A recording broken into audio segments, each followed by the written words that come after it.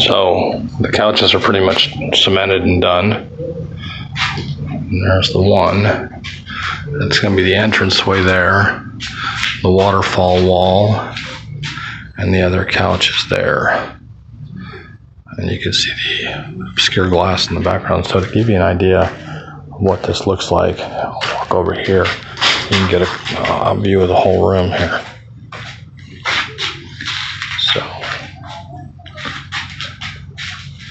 looks like that.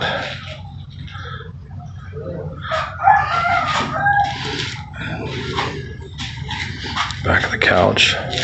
So this is from the stairwell, looking that way.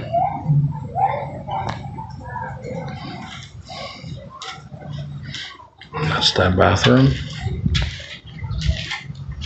It's getting done. We're going to put all glass in this window here, so it'll match that. I have the other sheet, so this will all be glass now.